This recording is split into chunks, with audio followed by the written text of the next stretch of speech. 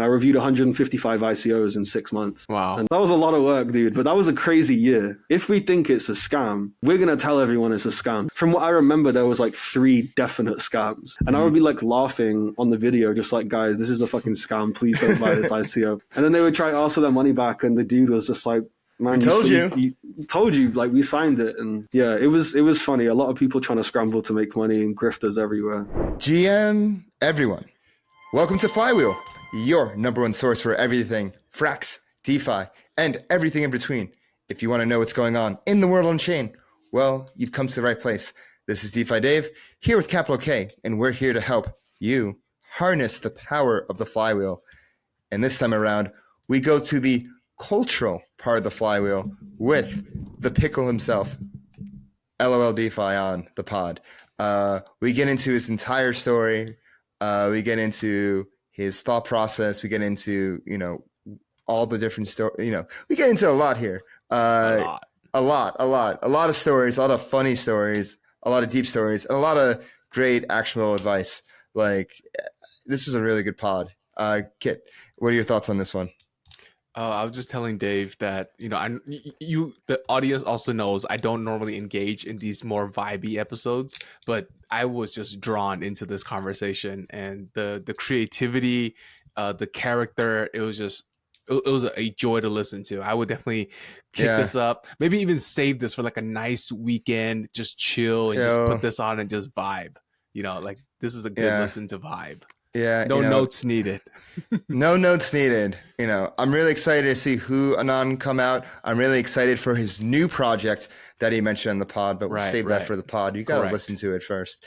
And, he gives his alpha on things that he's looking at in 2024 and beyond. So make sure you tune in. But before we get into the episode, make sure you go ahead, give us a bell button so you can be notified at every time Flywheel is on your feed. And subscribe right now. Leave us a comment. Let us know what you think. Give us a like. Make sure you follow us on our social media at FlywheelDeFi on Twitter, TikTok, and Telegram. Make sure you go ahead to our website, flywheeldefi.com, and subscribe to your newsletter for all the latest updates in alpha. You can follow me on Twitter at DeFiDave22. You follow me at 0xcapital_K. And let's get the flywheel spinning.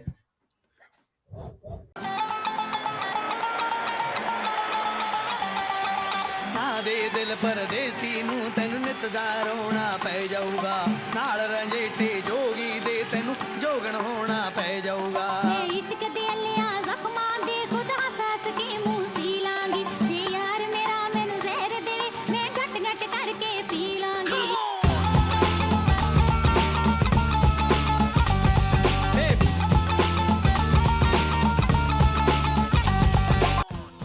Do you hold ETH but don't know what to do with it? Want to earn those juicy liquid staking derivative yields but don't know where to start? Well, Frax ETH is there for you. Frax ETH is Frax's native LSD solution, allowing you to earn boosted yields in multiple ways on your ETH. If you want to get started, go to app.frax.finance and turn your ETH into Frax ETH today. All right, everyone, welcome back to this edition of Flywheel. I'm your host, DeFi Dave, here with capital K as always, and this time around, we have on the man, the myth, the pickle, the degen, the merch aficionado, and everything in between. We have on LOLDeFi.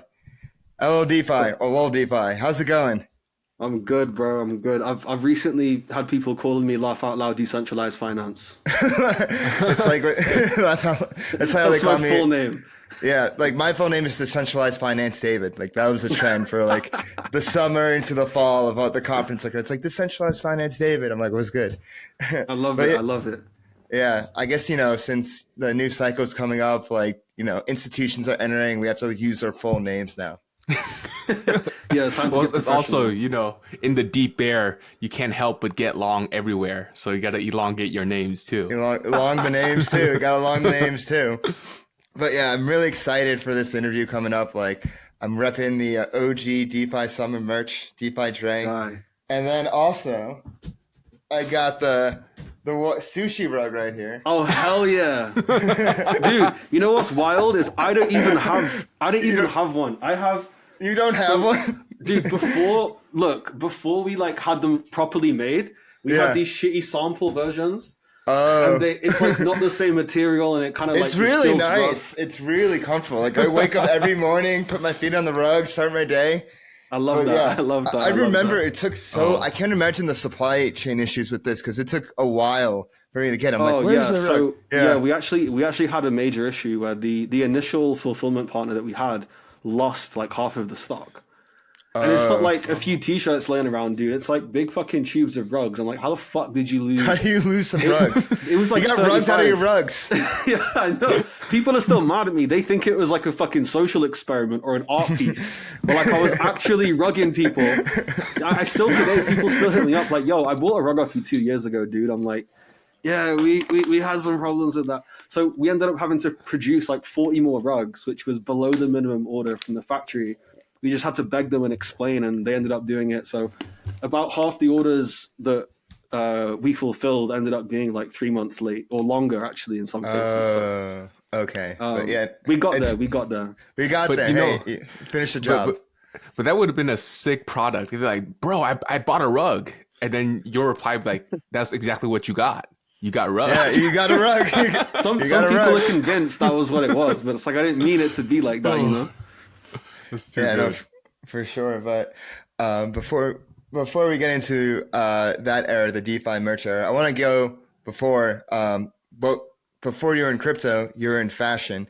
And can you tell us a bit more about like that part of your life in fashion, and what in streetwear did you really notice that stuck out and found success, and why you mentioned in a past interview that you fell out of touch with fashion, and why you fell out of touch with that industry? Yeah, it wasn't so much like like when I say I fell out of love with the industry, it was more so like the people I was around and the environment that created, right? It's like from when I was maybe like 13, 14, I've always found fashion to be interesting. I always thought it was like really cool, always wanted to get involved somehow, some way, and I ended up doing so. As I got older and kind of like pursued it a little more, made some more connections and got a little more serious, you kind of fall into this like really specific fashion calendar, which is fine. But what comes with that is this weird endless cycle of like, just like bullshit networking. It's like you could have the best brand in the world and Barney's or Selfridges aren't going to stock your shit unless you're like doing lines with the head buyer at some fashion week party in a bathroom somewhere. So it's like, it became much more about like this drug fueled fucking party environment where like you had to be in the right place at the right time. But all of these events was just like people stood in little cliques in the room, staring at each other from across the room, like judging each other based on their outfits. Like when you go to a crypto event, it still feels a little cliquey sometimes, but it's everyone's way more approachable, right? Yeah. And it feels more collaborative and family orientated, and it's way better vibes. But it took me years to find out that there were other industries where people were actually fucking nice, and like your work actually mattered. Like if you build good shit or you design good shit, people fuck with you. In fashion, it doesn't work like that. It's very closed off, and you have to be invited to the table. So that was why I fell out of love with it technically. So what are some more differences you see with, the crypto conference circuit and the fashion circuit, and maybe some similarities too? I think there would be similarities in a sense of like, I do think there is somewhat still a hierarchical social system with the crypto communities. It's just a little easier to infiltrate. You have, like, I fucking love Proof of Jake, right? You wouldn't necessarily, yeah, he's my boy, bro. You wouldn't necessarily like put him in certain situations because he's very young, right? He's a little maybe naive sometimes, but he's like so nice, so chill, super smart, often overlooked, and then he has his like funny online persona. And to be able to be that like degenerate online and just be silly and meme and LARP and stuff like that, you don't get that in fashion. You have to be very like cool all the fucking time. And it just gets like really, really tiring. So like it's similar in some respects, but the differences make it like easier to kind of get in and out of certain environments if you want. Like Dude, there's been times where like, I don't know, I was at some party. I've always had like a crush on Meltem, right? Meltem Demoise, right? And so like I was at some party. Right, I was at some party. I was like backstage, and I was talking to, I think it was Ashley Schapp, and I was saying I like really fancied Meltem, and she was like, "You want to say hi to her?" I'm like, "Yeah." She's like, "All right," she's right there, and I look behind me, and she just like sat on this chair on her own texting, and I'm like drunk as fuck. I just get up and go sit down, and I'm like, "Hi, I love you." And like put my hand out, and we just start talking, and now we're homies. That type of shit, bro. If I went up to the Meltem equivalent of the fashion world at some party and said, "Hey, I love you," I'd have been thrown out in 10 seconds by security, and it would have been this big thing, and I'd have been blacklisted from the next event and stuff. But here it's just funny, and people don't take it. Don't take yourself seriously. Don't take others too seriously. It's all just chill. Yeah, one industry, the fashion industry, it's mask on, literally. You have to play a part, play a role, literally. Yeah. And then in crypto, like, you don't have a mask, it's mask off. Fuck it, mask off. Mask optional. Mask optional. Mask optional. Yeah. LOLDeFi, I wanted to ask, you mentioned everything was by the calendar in fashion. Can you elaborate a bit more on that? Because I feel crypto is kind of also like that.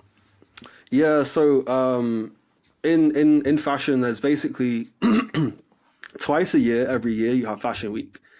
And to the outside world, it looks like this really fun, glamorous thing where all the famous people go and have fun. What it really is, so there are 2 seasons every year. There's spring, summer, and autumn, winter, or fall, winter if you're American. And each Fashion Week is basically brands and designers showing retailers and future consumers what their next season is going to look like.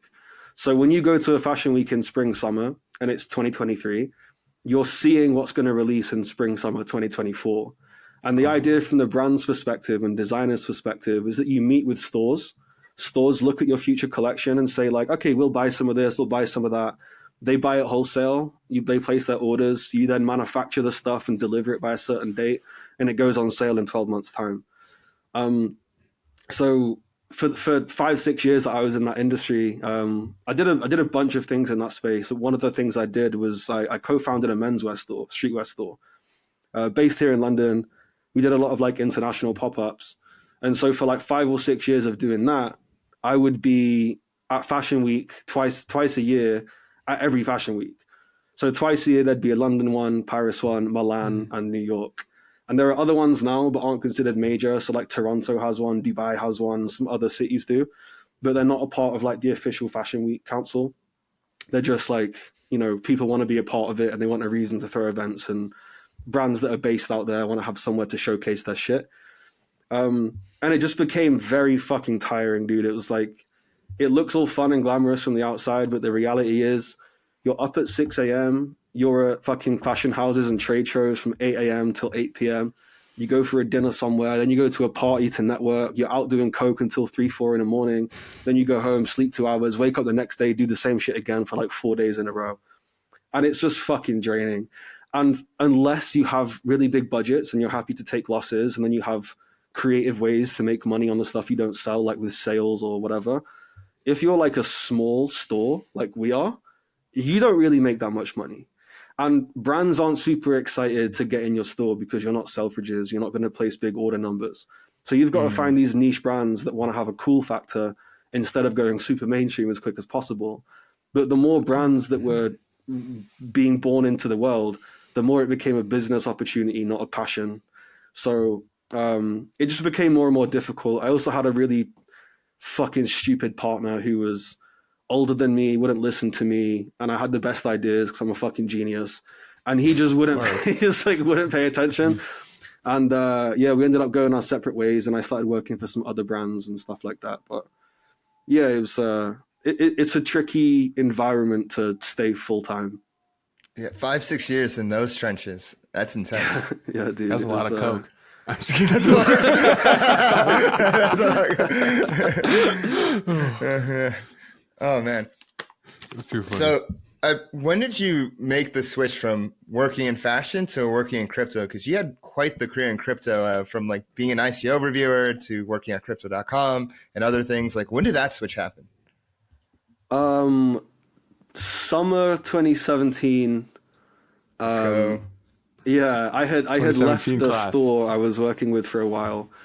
I was doing some freelance stuff. I was doing like marketing and some design work, but mainly like digital marketing for like a bunch of brands. Some really cool ones too. And then 2017, I was living with a developer, and I knew about Bitcoin for a while, but I didn't really know you could trade it. Like we played on the dark web sometimes and thought it was cool. And then he was trying to like blue pill me, Ethereum blue pill me. And I didn't get it for like 2 weeks. I didn't really give a fuck.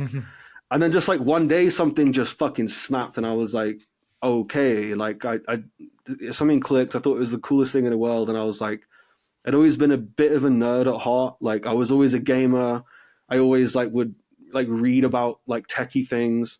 Found it really interesting, but I was so fixated on fashion, I didn't think I could like make that change. And then 2017, I just decided to like dive headfirst into crypto. I didn't have much money at the time, maybe like 2K to my name. Put some of that into Ethereum and fucking Ripple and Cardano and all that type of shit. Made some decent money, like for me, made maybe like 40K, thought I was like the fucking smartest guy ever. Bag held it throughout Christmas and lost everything immediately. Many such And cases. I was like, maybe I'm not a super smart genius, actually. I just got lucky. And then I was thinking about what to do, but I was so obsessed with the space. I just like didn't want to leave it. So from sort of like January, February 2018 time, one of the YouTube channels that I was using to learn were hiring. And instead of filling out the form, I just made a video doing a crypto news review, sent it to him, and I was like, bro, you're US, I'm UK, 2 time zones. Let's run it, hire me. And he ended up doing so. Throughout time, I then became the ICO reviewer, and I reviewed 155 ICOs in 6 months. Wow. And yeah, that was a lot of work, dude. But that was a crazy year. Yeah. A lot happened in that year. Yeah, in 2018, it was just like all downhill. Yeah. Yeah. And in 2019, it was cold. But there were so many ICOs that like, it was like the .com bubble. Well, I wasn't around for that really, but from what I heard, it was the .com bubble again, where it was like, oh, there's this new thing called crypto. Like we can probably make a business out of this.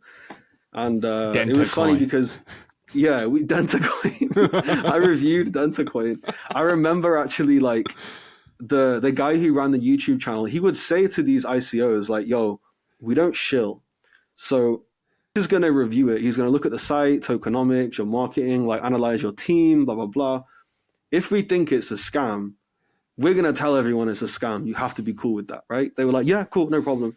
From what I remember, there was like 3 definite scams where I would like go down it. The shit wasn't even English properly. Like nothing made any sense. The terminology was all off. And I would be like laughing on the video, just like, guys, this is a fucking scam. Please don't buy this ICO. And then they would try to ask for their money back. And the dude was just like, man, we told you, like we signed it. And yeah, it was funny. A lot of people trying to scramble to make money and grifters everywhere. What was the biggest ICO that you reviewed? Like what ended up being the most successful ICO? ETHLend. ETHLend, Aave. Oh, that's Aave. Yeah. That was a long time ago. Yeah, I think ETHLend or yeah, I think that's the strongest one that comes to mind for sure. There was definitely a couple that just kind of like trickled off and didn't really do anything. But dude, at the time it was like anything on chain. Like we just laughed about Dentacoin. There was some project called like Beehive or B Town or some shit like that, and it was like B token. It was Airbnb, right? Yeah, B token. I remember B token. Yeah. And I was like, dude, this is gonna change the entire world. Like, you're gonna be able to rent an Airbnb with ADA. Like, Yeah. I don't know what the fuck people were thinking, but that was the time zone we were in, man. It was just I remember things like Time New Bank where you could like buy and sell time. What else was there? There was Pothole Coin. I remember I went to a conference and there was literally Pothole Coin that sponsored it, and I'm just like, I don't know what's going on. Is this all real? There was but once that YouTube channel, we grew that YouTube channel from like 18K followers to like 250,000 in like 5 or 6 months. Wow. And once the ICOs had died down, I think the US became quite public about like, okay, guys, no more ICOs. This is getting a little crazy. And then it changed to IEOs, right? Initial exchange offerings. Right. But once that business had dried up from being a YouTube channel's perspective, I then got a job at I can't say which. I got a job at like another media company, like a crypto media company, and I was traveling to a few events, like doing interviews and making video content for them. And there was one that I remember in London, in Westminster, and there was a few projects like this where the tech actually was pretty cool, and it made sense, but it just never really took off. I think maybe the whole market was oversaturated and there was too much going on. But there was this one drinks company. Well, actually, it wasn't a drinks company. It was an infrastructure company. And they just happened to partner with a drinks company to show their tech. And it was like, you would crack open a can, underneath the bit, whatever it's called, you open, there's a little QR. You scan the QR, and it's like all the ingredients on chain. So it's like the limes, where they came from and who farmed the limes. And it's like what factory it went to and like what process what happened and on what date. And then when was it canned and where did this come from? Where did the can transport to? The first thing that popped up in my head is this wasn't on chain, but do you guys remember Juicero? No. The juicing machine. Yeah. The juicing machine. The Silicon Valley juicing machine. Yeah, this is like the most Silicon Valley. Oh, wait, you want to hear fun? This is hilarious. This is the most Silicon Valley Burning Man shit you're going to hear of. So there was this guy that raised like tens of millions of dollars to basically build like a juicing machine. And they would send you like pre-packaged juice, and like you basically, the juicing machine, you just like was a lever and you push it down and juice would come out. It would tell you like all the, like the farm fresh ingredients, organic, blah, blah, blah. Like I think it was in 2018, Bloomberg did a video where they went and they literally just squeezed the bag and it did the same thing as like the $1,000 juicing machine. And then it just like completely destroyed and wiped out the company. Yeah, I guess it's similar in the sense that like you can just document that information. Yeah, it doesn't necessarily need to be on chain, but the way the UI was done and the way it looked was really cool. And there was a few projects like that where like this is kind of cool tech. I can see why non-crypto people might find it interesting or whatever. And the drink was good, but that type of thing just kind of like died slowly and like no one really gave a fuck after a while.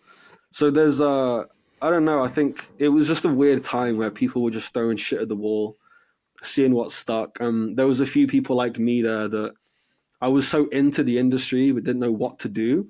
I would just immerse myself around these companies and document it and make videos and just like, I don't know, just kind of float around there and see where I could end up.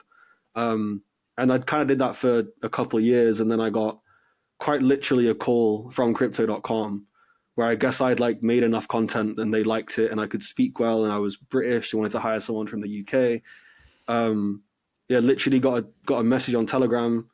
Hi, my name is blah, blah from crypto.com. Would you be down for an interview? We'd love to hire you. I said, when? She said, now. And I was like, okay. She called me 15, 20 minutes on the phone. I was hired. That was it. I started work the next week. And then I worked there for a year. And it was during that year that I made LOLDeFi. Started making merchandise.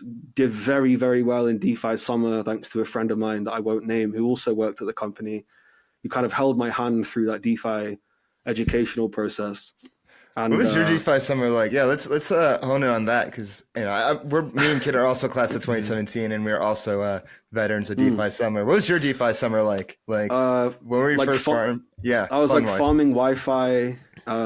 We were farming Wi-Fi and then using Wi-Fi to farm yams. Of course. You remember Yam Finance? Yeah, of course. Let's save yams. Yeah, and then before it all went to shit and they had to revamp and stuff, I was like obsessive DGen Spartan. I had notifications on for DGen Spartan because he was like the DeFi god at the time. Yeah. And I remember him tweeting about selling all of his yams because they went to like $50 or something because the contract was broken. I didn't manage to sell mine at 50, but I sold them considerably higher than $1. And then once they revamped and relaunched the contracts and stuff, I still played with it and I was still farming. And I was like, I remember at the time, like, trying to explain to people what the fuck I was doing. Everyone thought I was fucking stupid, bro. Like they couldn't understand it. And I would like go to my friends' houses with my laptop and be like, look, there's this thing called Wi-Fi and I put it in this box and then watch this number. I'll be like, refresh. And my yams are just, and the guy was like, bro, this is a scam. I'm like, I don't fucking care. Like, I don't care. It was just it was a really wild time. And then, you know, I was playing with synthetics. I never really used Compound or MakerDAO, but I held a lot of comp for a while. Also, like, as I got a better understanding, I would like hunt for projects. That's when I found Rune. Rune wasn't really very well known at the time, but they were putting out really consistent weekly developer updates. And I loved the sound of what they were doing. And I'd been wanting something like that myself. So it actually felt like a genuine solution to a genuine problem. So I was buying Rune from like 25 cents, and that shit ran up to like $22, $23. Yeah. That was my first and only 100. Actually, it wasn't 100x. It was like a 95x. I was so pissed that I didn't get 100 just for vanity or whatever. But yeah, that was, I think Rune was probably the biggest return on a token investment, I think. Yeah. Yeah. But it was all of it together, like sushi and shit as well, and like airdrops are coming out the wazoo. Yeah, that was sushi. Let's go. So with the merch, what motivated you to do it? What was your most popular merch? And like, how are you able to mix fashion and crypto so tastefully? Because like, I saw this DeFi Dre shirt and I was like, I need to have this. I remember I was in Utah. I just saw it on my Twitter feed. I was like, I don't care. I'm just driving across the country. I'm going to deliver this to my next address. It's going to meet me there. I think I remember. Yeah, it was what brought me to do it was, so my background is fashion, right? Like we said, and I'd always, you know, there was a time where my friend, the guy who brought me into DeFi, had bought this Yearn t-shirt. And it was like kind of cool or whatever, but it wasn't like cool how I understand fashion. It was like a fun design. And it just clicked. I was like, yo, there's merch here. Like, people are making and selling t-shirts. I'm like, okay, maybe there's something I can do here. So I buy one of the t-shirts, I check it out, I feel the quality. I'm like, okay, he's doing made to order. So I'm like, maybe it doesn't make sense to mass produce stuff and stock it and hope it sells. I'm just going to do made to order. And around this time, you know, Based Money. Yeah, Based. So the Ghouls. Yeah, the Ghouls, when they launched, shout out to the Ghouls, by the way. I love you guys. When Based launched, the branding was so cool and the vibe of the site and everything was so fucking fire that I was saying to my friend, I was like, yo, this could be a fucking streetwear brand. Like, this looks like a streetwear brand. And he kind of got what I was saying, and something possessed me. And I just grabbed my laptop and I sat there for like 6 hours and I made a collection of Based merch. And I reached out to one of the Ghouls on Telegram and I just said, yo, I actually made a whole website. I made a website called basedwear.shop. And at the time, my Twitter name was Based Yam Farmer. Right? So this fucking random, this meme account with like 45 followers hits up a Ghoul, links him to a website that's a store for his merch. And I'm like, yo, I made this. I won't go public unless you tell me it's cool, but I want to push this. I think what you're doing is sick. Here's some merchandise. What do you think? And he was like, I really fuck with you for asking me first, because most people might have just done it and just not cared. The fact you asked is cool. We love it. Let's do it. Then they started pushing it for us. We like got some help and we started selling and people loved it. And then after a couple of weeks, someone else, I can't remember who, it's been a while. Sorry, my memory is shit. Someone else hit me up, another protocol, and they wanted merch. And that was the first time someone came to me for merch instead of me going to them. And I was like, if I do this, I can't have basedwear.shop because it has to be for them too. And I can't have a different store for every brand. I need to come up with a new name, new website. And I was trying to think of something simple for a name and trying a bunch of random degenerate stuff. And at first I was playing with degenerate apparel. And I think even now my Shopify username is like degenerate apparel or something. That was like how I started it. And then I was like, bro, this is fucking lame as shit, corny as fuck. I need to change it.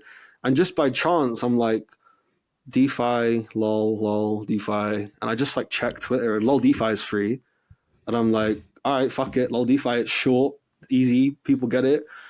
And just fucking like ran with it from there. And, you know, started building followers quickly, and the merch did pretty well, and it just kind of like spiraled. But the DeFi Dre t-shirt in particular was a big one, and for me it was like I still feel like I never topped that t-shirt. You know, that was like the second thing I ever made, and everything just aligned so perfectly. Like Dr. Dre, like putting his face in it. His surname is the Cronje, like Chronic Cronje, like it just all lined up so perfect. And it did really good numbers too. I think the best selling t-shirt we have was the Cope Harder t-shirt with the Pudgy Penguin t-shirt. Oh, the one with Elmo.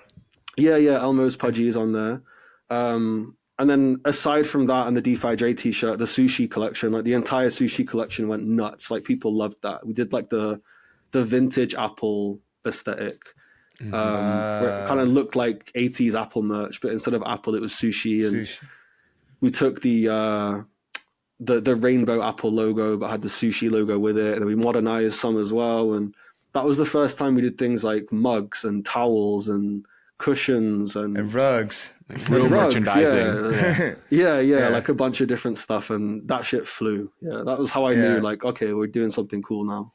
Yeah, the DeFi Dre shirt in particular was at a moment when Andre was untouchable. Like he was like the Godfather. He was the Satoshi of Bitcoin, like this God coin going from like you farmed fair launch $30 to $40K, absolutely insane. Like the timing of this shirt was impeccable too. Yeah, I think that definitely played into it. That was before the whole EMN and Solidly and whatever bullshit followed. Emanate. Oh, that shit was... I remember that specifically because he had a tweet saying like, guys, I'm working on something really cool. Do you want me to like just drop it? Or do you want me to like, you know, give you a little white paper? And they're like, we love you, Andre. Just drop it. We don't care. Yeah. Just surprise us. Then he retweets it. And then everybody just goes crazy. People are tweeting like, you know, this contract is unverified, but it's from Andre, so let's all ape. Dude, I remember that so clearly as well. And then people were waiting on Solidly because it was like, okay, Emanate fucked up, but he can't fuck up twice. He can do it twice. Like the bio would always be like testing in production, so everyone was like, maybe it'll be fine. Like, let's just try it. And the greed people had from, especially the people who missed out on Wi-Fi. They were so desperate to like revenge trade that you're never gonna win that way. But and same thing with Andre. You couldn't really like build something like that could top Wi-Fi, and so all those things aligned. Yeah, I think what he's doing now with Phantom is really cool, but I think that was just a time, right, where it was like it was the birthplace of DeFi kind of, and Wi-Fi was fully untouchable at that time. When you said 40K. It actually went to 90K. It went to 90K. Yeah, it did. When they launched Woofy, their dog coin. The dog coin. That's right.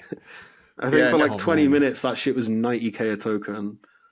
Yeah, I think, but we have to give credit to where credit's due with Wi-Fi. It's the first yield aggregator and still around and still fully anon. Like they're really a protocol for like others to emulate. So like all loves Wi-Fi. One of the very few that are genuinely community led and very cool. Yeah. They have really cool payout mechanics too for contributors.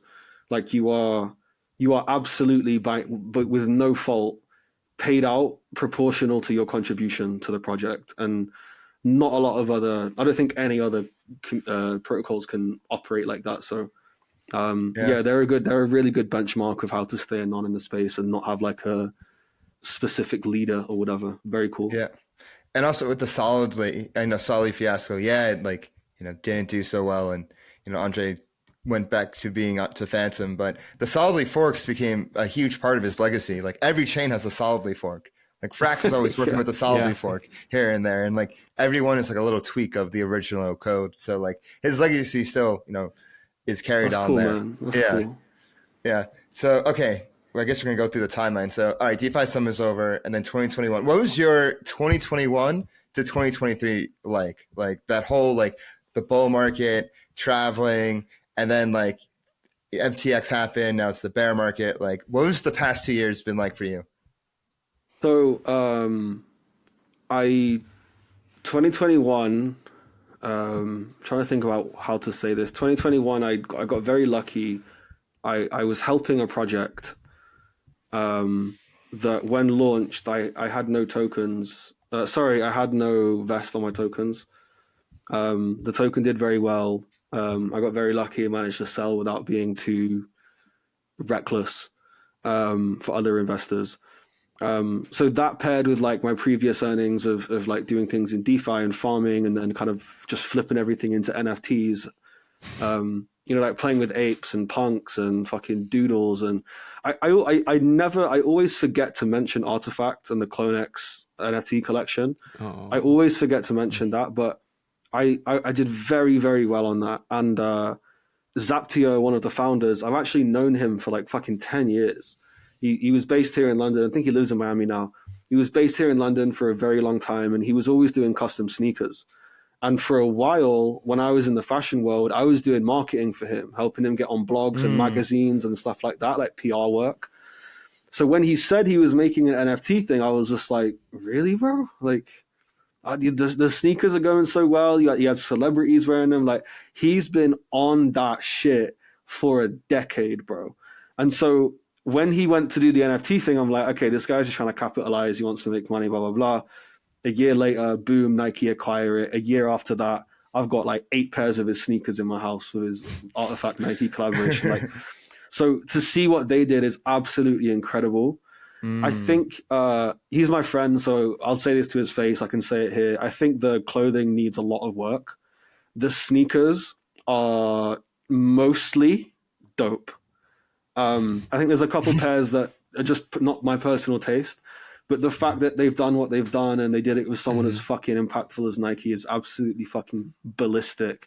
And I think at my peak bag holding of CloneX, I think I had like 30 or 33 of their NFTs, which led to me being able to get like more of their airdrops. And I don't think I've ever eaten off NFT airdrops as well as I have with Artifact. And the way they created an economy around their collectors was fucking nuts. So I want to give some props to the Artifact boys and shout them out, because what they did was beyond anything we'd seen in the space by that point. So yeah, NFTs did very well. And then 2022, I came out of a 4-year relationship, and towards the start of 22, yeah, it was 22. And then I was just in like fuck you mode, and I just went traveling a lot. Ended up meeting a girl. Oh, you met her, Dave. Yeah. Won't say her name. But she that was the girl I met after my 4-year relationship, and she didn't have like a fixed job, so it was very easy to just be like, let's go here, let's go there. And I just had a very nice 6, 7, 8 months of just like traveling, eating good food, sitting in the sun, having a lot of sex, and then and then after a while, realized that was like a very fun but temporary situation. And then I got back into grind mode, and throughout this time, I'd started Huanon. I'd always been aware of like the stories and characters and people that we all love in this space, but also aware of like how little documentation of that there was. Even now with the book I do, I don't feel like I'm documenting enough, because there should be video documentaries of the shit that goes on, and stories should be told of people talking in anonymous voice changes and shit. But I realized that a few of these events I was at, just for fun, there'd be some sponsor, and that sponsor would want a photographer there, and the photographer was just some kid that lived in the local city that they could hire for a couple $100, and he doesn't know who the fuck these people are. He doesn't know who he can and can't take pictures of. And or then there'd be a fucking Dropbox file getting linked around. And you had all these people that want to stay anonymous that are being doxxed against their will without even realizing until a week later it's online. And so I was just kind of like, this, there's a problem here. And with that problem, I was having my understanding or my epiphany of like, this needs to be documented. There's so much culture and no one's fucking talking about it. So I was like, what would be really cool is we remove the whole digital part. So we shoot on film, we take photos on film, and we print in a book. and we don't take digital pictures and they go online. I know a lot of people in the space. I know the majority of these communities, so I know who I can and can't take pictures of. Yeah. If I don't know you that well, I'll ask you first. I will show you the book. And just had this idea. I'm like, let's create a book that documents the space without doxing people that want to stay private. We'll create it, edit it together in this really cool, creative way. We'll make sure all the design looks flawless, looks like a collectible piece of art. And Who and On was born. We had a really cool team of investors. We had like fucking Kobe, Gainsey, CL, like Rookie and G Money and Sobe and Palmer. Like the list goes on. All the personalities. Yeah, all the coolest fucking dudes, man. All the homies. And, all the homies. Nani. And then just that did pretty well. We wanted to do 2 books a year initially. Thought that was a bit too much. There wasn't enough events to facilitate that much content. Mm-hmm. So we stuck with 1 a year. First one did pretty well. Second one, we now have a bigger audience, a lot more interest, and we're looking to launch in about a week or 2. So in a week or 2. Oh. Yeah, hopefully we'll do the mint, and mint goes before Christmas. Then probably mid-January we'll do the claims and start shipping the books out. I cannot wait for that one, especially. You've got a nice double-page spread surrounded by anime girls. Oh, let's go. Oh. Yeah, I do. There's a picture of Dave like surrounded by women, and like some of the women wanted to stay private. And we were like, this would be weird if we covered half their faces. So we used AI to make anime versions of each of the girls. So it's like, it's Dave in like a sea of like anime girls. This is my dream come true. Or the CT dream come true. It looks Dave needs a life-size portion of this spread so he can just wrap it on the wall around him. Dude, yeah, we're going to have a fold-out page. So you turn it upside down and it folds out. like a Playboy bag. Oh, I love it. Yeah. Pin up girls. Yeah, I'm so happy we're able to pull off that photo booth at Dave, because I remember trying to get that to everything for Dave was put together last minute, from like the sponsors to the music to like the photo booth. Like I remember like a few days before, I'm like, fuck, like how am I going to do all this? And just like everything just lined up. And it was, dude, and then it came out really, really good too. I'm looking around here because I feel like I have one here, but maybe I don't. The fact we could do the frame and stuff and have it branded made it really cool. We had the block time that the photos are printed out and stuff as well, which was really cool. Sick. The block number. But yeah, more of that we definitely want to do. We have a lot of like other random stuff lined up, like I want to say it's not that it's a secret. It just sounds, without the context, the visual context, it just sounds so fucking weird. But it's like we have like porn stars fucking spread open naked and shit in this book with like who and on clit piercings and shit. Because like fuck it, why not? Fucking why not? Just like there seems to be a really interesting crossover between the porn industry and the crypto space. Has been. Yeah, not just with OnlyFans girls either, like, fucking Gracie or both Gracies. There's 2 Gracies in crypto that do OnlyFans. And there's quite a significant amount of actual porn stars that really understand crypto and DeFi and like really fuck with it and get in the trenches on CT and stuff. So Spank Chain. I remember Spank Chain, yeah. No, I remember being with Amin in Vegas like a few years ago, and like one of his porn star friends was there, and she understood crypto deeply. She was farming DeFi summer. She's been using Bitcoin for payments since 2012. Like it makes sense, because if banking the unbanked, who's more unbanked than people that work in fringe industries like sex industry and stuff. So there's always been a natural crossover. Even like think about like friend tech, like some of the like early friend tech users or OnlyFans girls, and so bro, there was a whole fucking e-girl narrative on friend tech. Like people were making like indexes. Of girls. Yeah, it was crazy. No, that was really funny. So, but going back to the Who Anon book, I really like the fact that it's actually a physical book instead of being online, because like the medium has an effect on like the content itself. Like online, it's just like, you just scroll Twitter, you see a picture, and then you scroll past it again. But with a book, like you feel it in your hand, like you get to look at it. It's like in real life. It really makes a difference. And you were talking about how with the first book that you published, was a whole learning process how to publish the book and like the materials and getting it together. Can you go into that a bit more? Yeah, like you think printing a book is just like you make the pages in the right order and send it to some guy somewhere and it prints out into a book and it's Control like P. yeah, it's just not how it goes, dude. Like yeah, it was, so I mean, once the content is all there, it's like there's this whole process that goes into it. It's just like, okay, well, what kind of paper do you want and what weight and what finish and how do you want it made? And then like what type of printing and at what dimensions? And then it's like, this is before you've even done anything. Like there's like infinite types of binding and then infinite types of like hardback and softback and different materials. So like we had initially found a factory we were going to use that was very cost effective, but it was in Lithuania. And we had a couple like phone calls with them and we realized this is going to be kind of tricky. So we ended up finding one in London that was way more expensive, but the guy he's done it for 30 years and he's really passionate about it. He's got his own big workshop and stuff. So 20 minutes from our house, me and my co-founder Starkey, we go there together and we ask a million questions like we're fucking children, have no idea what we're doing, asking it's like him coming to me and be like, so what's a blockchain? It's like we were doing that to him about books.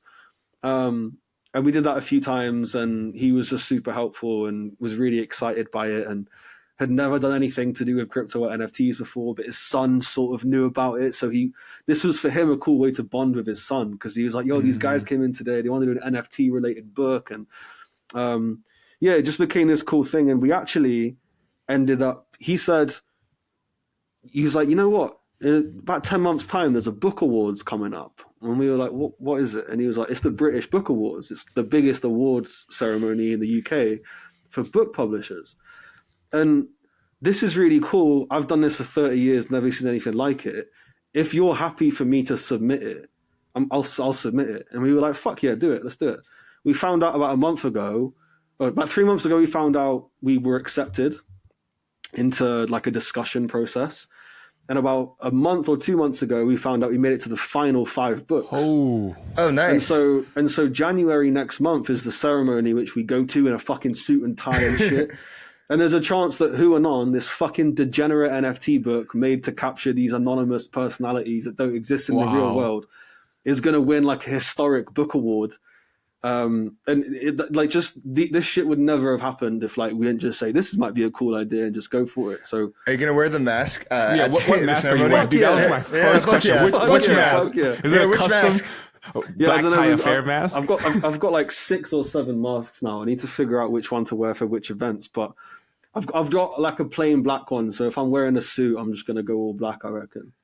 And do all of them have the Banteg ears? 2 of them do, but you know what? The first Banteg mask that got made, I asked him if he's cool with it, and he said yeah. And I haven't spoken to him since, and I've heard from other people. I don't think he's very happy about it. So it's not gonna stop me doing it. It's not a beef thing. I love Banteg. I think he's probably the coolest, best developer in the space. He's one of the best, like in terms of like having a white hat. I know he cares about the people. His heart's always in the right place. He's very technically capable. I think his takes are always spot on. I don't have any problem with him. I've never met him to my knowledge. Maybe I have, I don't know. But, you know, he's always been cool with me until some girl started accusing me of pretending to be Banteg. And I'm just like, bro, it's a fucking mask, dude. It's just a mask. I'm paying homage. Like, I love Banteg. He's, you know, if I made a fucking CL cat mask, he's not going to be mad at me, you know? Yeah. I'm not trying to pretend I'm him. I just think the mask's cool. Yeah. And you know, this is like a kind of a perfect segue into like the next question would be like, do you think these CT personalities are going to kind of hit it mainstream in this next cycle? Because, you know, you see Oh Baby Games, you know, hitting it. Like, I think when I first learned that, so Oh Baby Games effectively is, you know, a collection of games, but what their top game right now is a kart racing game. And I used to compete in a Mario Kart amateur league. So you know, that really hit home with me. And then as I saw, I was like, yo, he's taking crypto native IP and really churning it into something like real. Like I feel like all the other Web3 games didn't do that. But yeah, I'd love to hear your take on it. Yeah, that's a really good question, and I don't have a fixed answer, but I think Pass is one of these like forces of nature where he's not just like, I have an idea and this is the idea. It's like he has an idea, but a week later it's morphed into a bigger one that's cooler. And then he changes all the people that work for him, that now becomes their idea. And like, he doesn't stop. So I'm an angel investor in OBaby, to disclose, but I've known Pass for a while, thought he was super cool, loved what he was doing from the start. And I remember speaking to him one time and I'm like, bro, it's so cool how like, like this game's going to be dope. And he's just like, bro, I'm not building a game. I'm trying to build like the next Steam. And I was like, oh shit, this guy is like way bigger Vision. Vision is crazy. So that tied in with like the IP thing. Like, so there's a lot of things people don't know about people like CL. It's like that cat is trademarked. It's CL owns the, what do you call it? He owns the rights to like IP that can be described as like a white cat in a yellow hazmat suit with 3 stripes on his head. Like if you try and use it, he can sue you. Which kind of opens up the possibility for things like intellectual property, whether it's in games or cartoons or whatever it is. And if anyone has the money and degeneracy and fucking sense of humor to turn that into a successful IP, it's fucking CL, and he will do it. And I think for OBaby to begin with, I thought this concept of having fucking Size Chad and CL and Gainsey and Bulmer and fucking SBF, fuck that guy, by the way, in a game, that was hilarious to me, coolest thing ever. After a bit of time goes by, I'm a bit like, okay, this is going to be fixed to like maybe 10,000 people. Yeah. No one else is going to really understand this. And then I was like, but, you know, I can say this now. I knew this was going to happen for a long time, but I couldn't say anything until today it got announced. But obviously we have the partnership now with Paramount. We have SpongeBob and the whole cast from SpongeBob was IP. Oh, wait, what happened? There's going to be a SpongeBob in the game too? Yeah. So SpongeBob and Sandy and Patrick and Squidward, they're all in OBaby games now. Sick. Oh, so you're going to have CL and Size Chad racing against SpongeBob and Patrick? Yes. And without, hopefully there's more coming also. Soon, TM. Yeah, soon. Like I hope there's going to be like a lot of cooler stuff. But, you know, if you think about like IP, it doesn't really get bigger than like fucking SpongeBob. Like it's like A tier, A star tier. Mm-hmm. Yeah. And when you think about the fact that like SpongeBob was nothing, someone came up with SpongeBob one day and it just grew. There's not really any difference between that and what CL is doing, right? Yeah. So as long as you have an audience, you want to grow it, you have a niche that's going to build, you build your core fan base, then you have something super mainstream and public facing that could be like OBaby. You know, this yellow fucking hazmat suit that a cat's wearing might just become this cool IP, and now there's fucking plushies and shit. But I don't know I know some stuff that CL's working on now. I don't know how public it is, so I won't say anything, but it might be public. I'm not sure. I'm just trying to be safe. But he's a different guy. Like he has a different brain with some fucking amazing ideas and he's a cat, so. Well, he's a fucking cat. Yeah. He's got some really cool ways of doing things, and I'm really excited to see 2024 in terms of like what he's going to bring to front market. That's dope. I think we definitely got to bring Cat on. yeah, you should. Podcast? Well, he has a cat VTuber now, so yeah, he does. Yeah, we did that. We did a interview with the Premia guys, and they were all cat boys for this interview. Oh, nice. I fuck with that. Yeah, cozy.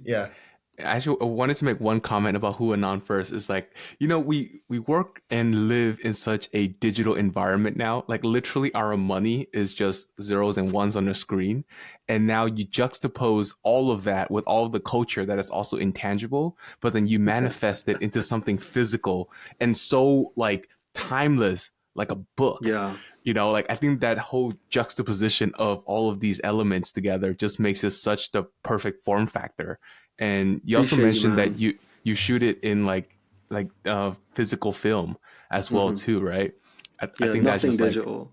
Well, dude, yeah, that's like just so it's right. definitely appreciate you, man. Thank you. Yeah, it's definitely like it was a conscious decision to have that juxtaposition, but it's also like we had a fear that if you have it in a book, you kind of open it, flick through it once, and then just like set it down on a table. And we were kind of like, you know what, fuck it. That might be how it's supposed to be. Like, we want this thing to serve Yeah. as like, go through it whenever you want or show people when they come around, but no one's going to understand it apart from this niche. So we were like, you know what, fuck it. It should be this relic. Like we like in fucking 5-10 years time, we'll do one every year, right? But like we want the first one to be the smallest amount of sales. So in time, book one is like the rarest. Yeah. And when Oh Baby is huge and CL is this like massive thing, you have a book from 10 years ago. Like there's a picture in this first book. I did an event in New York at NFT NYC 2021 and did an event called LOLDeFi's LOL Dinner. And people still today say it's the best event they've been to because there were no sponsors.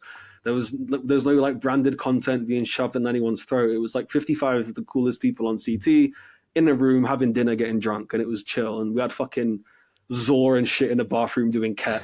And it was a really fun time, dude. And yeah, like this, I was with a Ponzi trader, and he was like, "Yo, I want to introduce you to somebody." I'm like, "All right." And he brings me over to this guy, and he's just like, "Do you know who this is?" And I look up, and it's this guy in a white shirt with black cats all over it. And he goes, "You know who I am?" I'm like, "No." And he holds out his thumb like this, and painted on his thumbnail was the CL cat. And I'm like, "You're fucking CL." And he was like, "Meow." And we just like hugged and like we had a chat, and he was the coolest dude ever. That was the first time I met him. But there's a picture of his thumbnail in the book. And it was like one of his first ever like public appearances as CL. Oh. And so like for me, having that book, like I don't want that picture online where everyone can share it and see it. It's like it's special. there's only going to be a couple hundred people in the world that can reference that image, right? And that was the thought process behind doing it all physically. So we use some of the pages to promote online and sell the book, of course, but maybe that's like 5% of the actual book. The rest is supposed to be just for you. You only know who you're looking at if you know who you're looking at. And it's supposed to serve as this like relic of like lost crypto history that's documented physically just for the owners. And that was the mentality behind it at the time. That's really cool. It's like the tip of the iceberg is, you show like a little bit to promote online, but the deep cuts, you got to go buy the book. Yeah, You gotta go collect the book. exactly. Okay. Oh, that's really cool. Guys, I realized my mic cut out, and so I'm going to pause this, and then I'm going to start the stream again. Start the recording again because my short mic fell. So one sec. All right, we're back. We had some technical difficulties, but we're so back. We're going into who and on the book. So in 10 years, it sounds like the bull case scenario for who and on the book for 10 years. 10 years from now is like the first collections are digital, they're physical artifacts documenting culture, kind of like a first person historical account of what's going on in this special moment in time. And I couldn't agree with you more. Like this space, even though it's like constantly online and there's constant posting, it's very poorly documented. And it's and unless you're like in it 24/7 and immersed in it, it's very hard to figure out like what's going on. So in terms of like the bull case scenario of like who Anon in the future, like what is like the best case scenario you see for it? Award-winning soon, next month. Yeah, next month. January. Yeah. Award-winning. I think like we have discussions about this internally sometimes. It's like, do we want to? There's a lot of stuff we want to do with Who Anon that we need to time correctly, and yes, yep. Some of that is physical merchandise. Some of that is digital content. Some of that is collaborations. Some of that is events. There's quite a lot of stuff that gets discussed on like a weekly basis, right? And a lot of these things we already have some foundations for. We're in some deep conversations with, and I actually get to use some of my non-crypto network to funnel a lot of this stuff. So I'm still very well connected in, fashion and music and movies and stuff, they're so well connected to each other because like everyone has to look fresh. You end up with this network, if you're from the fashion industry, that goes beyond fashion itself. And you know, I co-own a PR company here in London. We do PR for fucking can't say because it'll dox it, but some of the coolest brands there are in on the planet. And so, you know, we will get to use these avenues in collaboration with Huanon when we're ready. Okay. Yeah, and so it's about timing this correctly, effectively. But you know, future utility or you know future bull case for Huanon is like much larger than what you're currently seeing as just like physical books. There will be, you know, merchandise events, digital content, collaborative efforts, stuff like this. And the idea is eventually to, you know, if we get an offer, there's only one person we would sell to, but if we do get an offer from that person by 2030, we'd consider taking it. Is the person in crypto or outside of crypto? Outside of crypto, but have an increasingly strong interest in crypto with every passing year. The Walt Disney Company. Oh, fuck those guys, bro. Oh man. But yeah, there is one other thing I'm working on that is quickly becoming my full-time, long-term focus. We actually just moved into a new office space today for that. Oh. Can you give a little hint? It's called Honeypot. Honeypot. Yeah. All right. What is Honeypot? What is Honeypot? Oh, damn! I got that. It's called Honeypot. There will be more soon. Soon, TM. But yeah, just like, you know, one thing at a time. Getting these Christmas jumpers out first, and then we have the Huanon launch, and then book 2 launch from January next year. Once the Huanon books go out, my full-term focus will be Honeypot. With the crypto events we'll be attending to continue Huanon, keep that going as well. But my day-to-day focus will be Honeypot, and super excited about that right now. For me, this is like everything I've done up until this point. Honeypot is something I've wanted to do for maybe 10, 15 years, but have neglected for various reasons. And feel like now is like, okay, maybe now we can sink some time and money and energy into this. And yeah, feels good to be doing it now. Yeah. So between everything that you're doing, like Huanon, Honeypot, you know, the trading, the merch, like how do you manage your time? Like how do you organize yourself? How do you keep track of shit? I'm very poorly organized. I sleep at 6 a.m., wake up at 1 p.m. Have a really fucked up sleep schedule, but seem to perform better when it's the middle of the night. And I can get distracted quite easily, but if it's 1 a.m., 2 a.m. and I have an idea, I can sit there for 4 hours until the idea is complete or extracted. And it's kind of how I've always been, even since I was like a teenager. But the last year in particular, normally I'd sleep at 2, 3 a.m. The last year or two has been like, I'm lucky if I look at the time before I sleep and I haven't seen the number 6 yet. Like that's an early night. That's why we're doing this. It's 2:10 a.m. for me here now, and I've like just sat down at my desk 2 hours ago. This worked out perfectly for us because I'm on the West Coast. Kid is in Asia, and so it's always so hard to do interviews. Like I remember that's why I said to you, bro. I was like, my sleeping pattern's fucked. If you want to do the middle of the night for me, we can do that. Like I was like, yes, let's go. Yeah, this is like my dinner time, dude. I'm gonna order food after this probably. Man, actually, I want to double click on what you said about, you know, having an idea and hammering it out. Like, you're clearly a super creative individual, and what kind of feeds that creativity, and how does that creativity manifest itself into, you know, the real world? Do you have one core vision and just kind of drive towards that, or is it iterated over time? For me, there's two main things. One is 1,000 images a day. That's something I've known since I was 17, 18. I had the chance when I was in my early 20s to work with Virgil on a number of projects. And one of the takeaways I had from him was 1,000 images a day. And I do that as often as I can now. So What's that? Your goal is to look at 1,000 images every day. Of images of anything. So like, you can tailor it for, if I'm trying to make a fucking collection of merch for some protocol and I don't have any ideas, I will scroll Tumblr or Pinterest or Dribble. Okay. And I will make sure I see what feels like 1,000 images a day.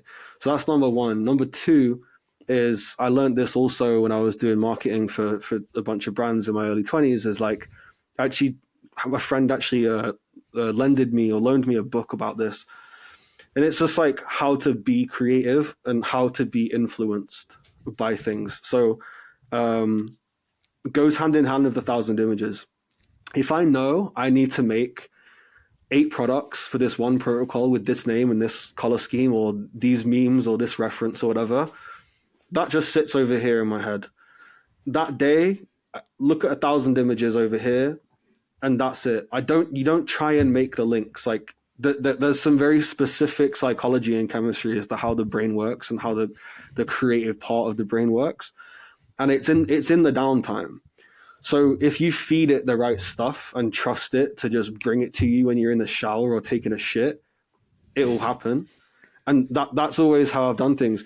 DeFi Dre is like a perfect example of this, dude. It was like, I was, at the time there was, what was it? There was some hoodie I saw. I think it was a Vetements hoodie. They took this old album cover and they like turned it into a Vetements design. And I just remember seeing that and being like, yo, that's fucking cool.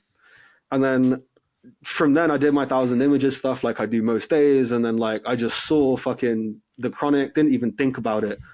The next day I had I don't know like what I was doing, where I was listening to stuff, but just like some fucking Dr. Dre song came on or some song that featured Dr. Dre.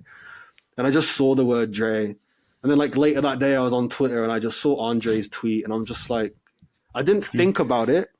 Just something went, yo, and I boom, grab the laptop, sit there, do this, blah, blah, blah, yo, and make it. And I'm like, this is good, not quite perfect. Get this font perfect. Couldn't get the font perfect. So I took the actual image and started photoshopping the letters and got it down to as close as I possibly could. And I was like, yo, this is a banger. And it was. And so, yeah, my ethos on being creative is like, just don't force it. Feed your brain the right ingredients. And if you have a creative brain, like your brain will do the cooking. You just got to do it without thinking about it. Just intake the right stuff. Give yourself time. Just let it cook. Just let it cook. Yeah, I let it cook. I relate to that deeply as a writer. For me, my input is conversations that I have with people, especially conversations I have with people, and also just reading, watching videos, listening to podcasts. Like I'll just like listen, not just the crypto podcast. I've been listening to a ton of philosophy lectures recently. And from listening to these like random philosophy lectures, it's improving my writing. It's improving my output. Cool. And so just like, it's all like, and especially in the world that we live in with the timeline, you have to be very careful what you feed yourself, especially with like the way social media is nowadays. You actually follow me like on my Instagram in real life, and so you get to see like all my memes and stuff. Yeah. Like that is like that's like my release. That's what like I do for fun. Yeah, but, like memes are fucking golden, actually, dude. Well, like it's the same thing, right? It's like me saying, like, look at 1,000 images, and then like I will design creative stuff. With you, it's like read a bunch of stuff, listen to a bunch of podcasts. Like you will write stuff. Right. It's like you're feeding yourself the correct ingredients and letting your brain like whip it up, you know? Exactly. Let it cook. Look at 1,000 memes and boom. Look at 1,000 memes, and the next time you need to make one, they will like rub off on you, and you'll naturally do something without thinking like, how do I be creative? Like, no, you don't have to. There's no thinking involved. You just do. It just kind of happens. It just bubbles up, and like your brain does everything in the background, and then all of a sudden it just comes to the surface. It's like all this stuff. For every single collection I've designed, it's been that. I swear to God, like sushi was like a 30-piece collection. I did that in like 6 hours from like 11 p.m. to 5 a.m. Like that was it. It was like one thing start to finish, and as you go through, like I would have made a t-shirt and a hoodie. And then I would have been like, oh shit, this would look cool if I did. And then now I've got a hat design from that. And then I'd be like, oh, yo, I saw this the other day. Go on fucking Pinterest, look at some images, take this thing, add it here. Oh, wow, now I've got a fucking mug that's like, it just happens and like flows. And I never sit there and like think about it. I think like the most stuff I've done to make a collection is like scroll through fucking Discord or read tweets just so I can get an understanding of like community memes or references so I can kind of try and tie it into the design somehow. But yeah, just fucking feed your brain the right shit, trust it to do the cooking, and plate it up when it comes to you. When it comes to crypto protocols and branding, which ones do you think they do branding and marketing right? Like which ones have the right image, the right communication? Are there any crypto protocols that stick out to you? It could be like DeFi, could be like NFTs, it could be like anything. UI or branding or whatever. I mean, Aave and I mean Avara, like all of their projects together, I think are very well done, but their branding goes beyond like what you see on a screen, right? It's like they have the best parties and the best sensory experiences. They fly lasers around the world and they invest hundreds of thousands of dollars into these events each time. And they've just kind of become the benchmark for like the best crypto party, and all of that feeds into your brand, right? You create a vibe, and I think the way they do it is top notch. They do like custom merch that's free for everyone that attends. For every event that they do in different countries, like the merch is inspired by like the culture from that country, and it's done in like a cool way. And sometimes we help them with some of that stuff as well, but more often than not, it's like their own ideas and we just help execute. We've only done that like once or twice. But yeah, I think Aave are very, very, very good for that. Fuck, you put me on the spot. I feel like Parallel. Fucking hell. How have I gone 90 minutes on this podcast and not said the word Parallel, bro? Parallel, dude. They're coming for Star Wars, bro. They're not coming for Hearthstone. I heard that. They're coming for Star Wars. Like, I think the IP, the lore. I normally think lore is like kind of fucking corny, to be honest. The Parallel lore is not corny. It's like it's so well dreamt up, and it's like you can get a catch of the story just by playing the game. Like some of the card designs, some of the characters, some of the environments, like you can kind of piece it together in your head as you're playing, but it creates this like, it creates all the pieces of the puzzle and you can make stories in your head, but that's amazing because it means at some point this story is going to be told, and it can be told in a number of millions of ways. And so, you know, with all the games they have coming out and, you know, hopefully at some point I'd love to see some like animated shorts or a movie or a fucking Netflix series or anime or whatever the fuck it is. There's so much cool lore there. And branding, Parallel didn't have to make one brand for Parallel. They had to make like 5 or 6 different brands, because you have Parallel themselves as a company or the trading card game. Then you have each of those parallels, like they have their own logo, they have their own color scheme, they have their own way of dressing, they have their own environment. Oh, each faction. Okay. Each faction. So you've got Organ Core, Markolian, Shroud, Cathari, and Earthen. And then you have the universal cards as well, which can apply to any of those 5. And then you have the Parallel branding itself. So you could argue that's 7 brands they've had to dream up. And everything is flawless. Like I'm so specific, and I love critiquing and faulting people. Like Zaptio from Artifact, one of my closest friends for 10 years. Right. I'll tell him his clothes are shit. Parallel, never even really met these guys. Speak to a bunch of the team on a daily basis. Love the game, but I would shit on it if I could, and I can't. It's perfect. So the game itself is modular in the sense that you can write your own story with it, or like the story will come together in the future? No, I just mean like, so the game itself is, you know, there's no story attached.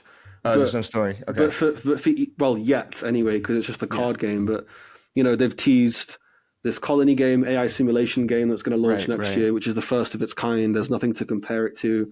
If that does really well, they could be in leading position. It's like having the first battle royale, right? If this game type or genre becomes successful, Parallel are at the forefront of it, and it could be absolutely huge. And then they've leaked videos before of what looks like a MOBA or a tactical game.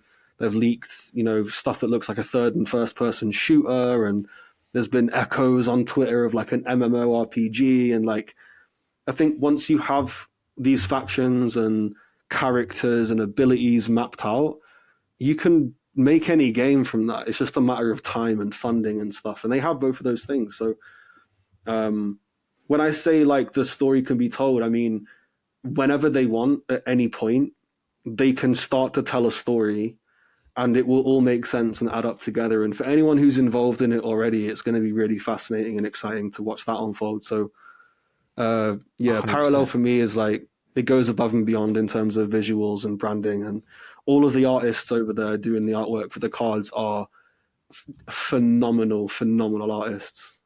And this is a key point in a lot of like Web3 gaming that just completely overlooked the narrative and storytelling element of the game. And a lot of them just kind of pick a genre and just dive right in there and just lay mechanics in and core loops, and they'll be like, okay, it's ready. But like having a core lore is actually what would carry you across from just one game into many others. Like, you know, let's start with Star Wars, like you were saying, right? It was a book, it was a movie, it's merchandising, it was in Fortnite skins. Like it literally transcends after that, but it really started because of this deep lore and this deep universe that people bought into, right? Yeah, for sure. That is the core nexus. And I feel like they did it so casually too. It was like, the focus is a card game, but like, if you're interested, you can access all this other information about lore. And like I was saying, you can piece stuff together. Like maybe I'm wrong, but like sometimes I just, bro, there's a card called Sanctuary. It's like a relic card. Can't remember exactly what it does, but each card has its own little bit of lore, which is unrelated to the game. But if you want to read it, you can. It's like a sentence or two at most. And it says something about like the universal people, you call this ship home. It's like a floating ship in space called the Sanctuary. And so for anyone that doesn't fit into one of the 5 parallels, you can live and come by this fucking ship. And automatically I'm thinking of the cards I know that are universal cards, and they have a visual image, and I'm like picturing them going on and off the ship, and like what the fuck goes on the ship, and like is there politics involved on the ship, and like this is what I mean when I say at some point these stories will be told. So if you're already into the game now, you already have a core fan base like waiting for the next thing. Like it's a closed beta, and I get people asking me how to play. I had to bug the team the other day to get them to give me a referral code so I can give them to my friends who keep fucking messaging me daily like I want to play the game. But it's just for me, not only is it like the coolest thing for me to watch unfold and hope do well, but it's one of my largest investments of 2024 is Prime. Wow. So yeah, they have the primordial soup, these cards and different elements, and they're going to come together eventually in a story. Oh, that's really cool. It's really, that like a story or anything is doing a good job if you're putting together the pieces in your head already. Like you can imagine, going into the ship or something like that. You're putting the pieces in together. Like whenever I'm immersed in the book, I have the book playing in my head. So like that's how you know that Parallel's that's how you know Parallel's doing a good job, is like they have the user actually like being a part in the story. Yeah, for sure. Yeah, I think to be able to come up with it yourself without any lead is like is a really good sign of good character design, good environment design, good pre-prepping of the lore. And I'm as excited for the game to expand and the token to pump and everything else as I am to learn more about these characters and the storyline and what happened, and why these humans are in different parts of the galaxy and shit like that. Like for me, it's just super fun. And I think when I was a kid, I always loved like World of Warcraft and stuff, but I wanted a futuristic version of World of Warcraft. And there was sort of some like fucking Destiny or like StarCraft or whatever, but it just never matched what I wanted it to be in my head. And this is the first thing I've seen that could ever possibly come close to what I imagined when I was a kid. So for me, Parallel giga bullish on, both a personal storytelling event and also a financial investment. So Parallel gaming, are there other parts of 2024 that you're bullish on? Like what's your 2024 thesis like going into this cycle? You know what? A few months ago, I was actually super pessimistic, and I was telling people it's finished, it's over, I'm out, it's done. And then I went to Dubai again, and saw some of my friends out there. I got some really close homies out there that I consider way smarter than me. You know, you have like Bagsy and Rookie and McKenna and fucking Charles Reed and all the boys. Like sitting with them, talking to them, and hearing them basically laugh at me for saying it was over just made me think like, bro, you know what? Maybe I'm being a bit stupid here. And this was back when ETH was like $1,600 and stuff. So I kind of like listened and thought maybe I'm wrong and positioned myself accordingly. And so far I've reaped the rewards. So assuming we do go into like fucking Giga Chad bull market next year, which, I'm positioned for now, I think there's going to be 2.5 major narratives. The first, as you can see from what we've discussed with Obaby and Parallel here, is gaming. And the second will be AI. And the half will be social. The reason it's only half for me is because I think there's still a long way to go. I think you look at the onset of things like Lens. I firmly believe Lens will be like the benchmark of like social online identity for the future. But I think it might take longer than we all expect because you really need to capture an audience, but also create a habit. And I think creating a habit takes a good 2-3 years. And I think like the first person physical layer for noobs isn't quite there yet.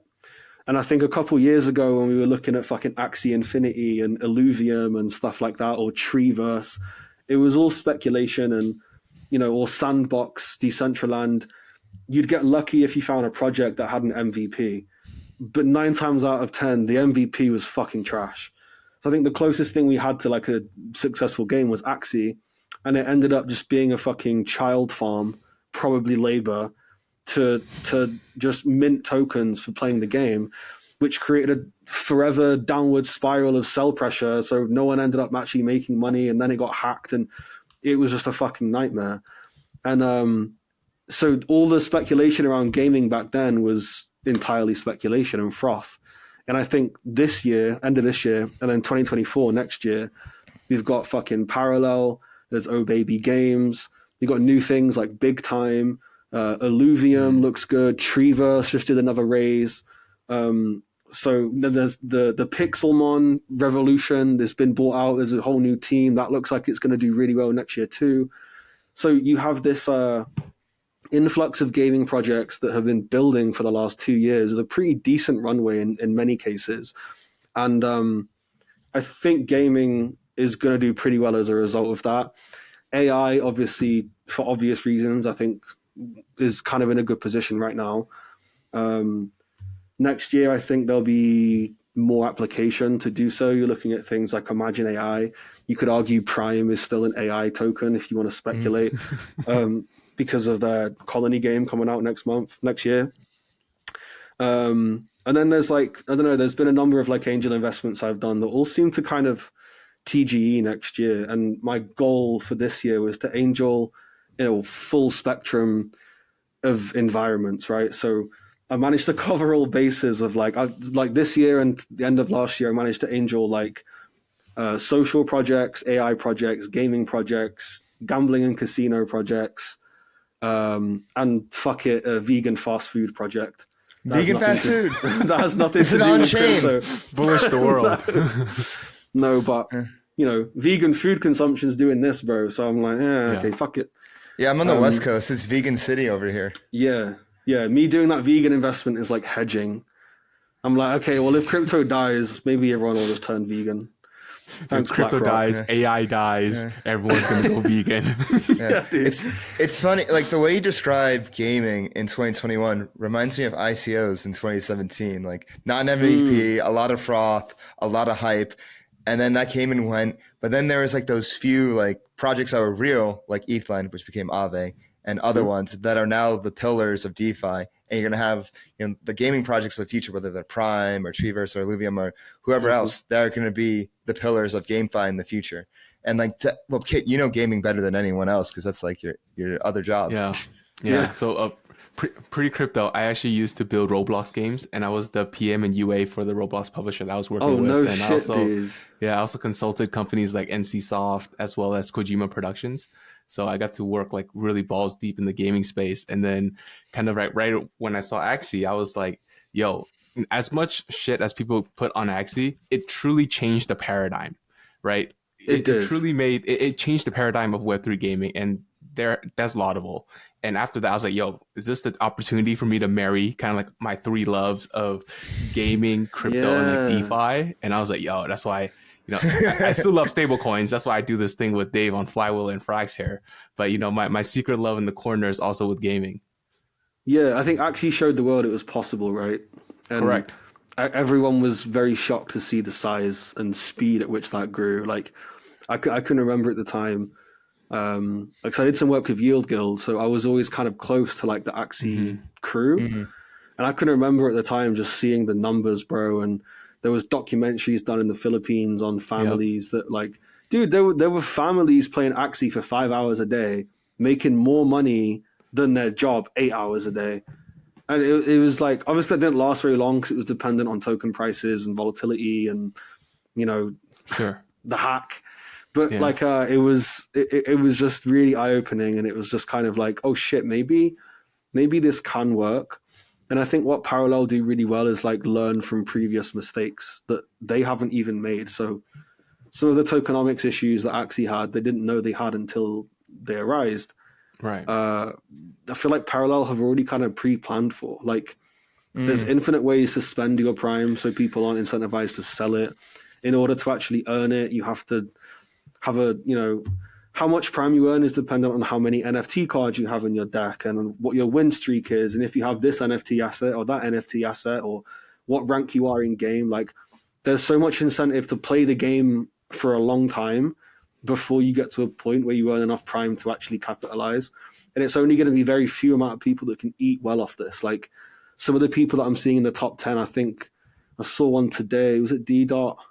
You think he made like 10 or 11 Prime in a day, which is like, like $80 or whatever, $90. To do that in a day from playing a game you love that you're probably going to go pro at anyway is really dope.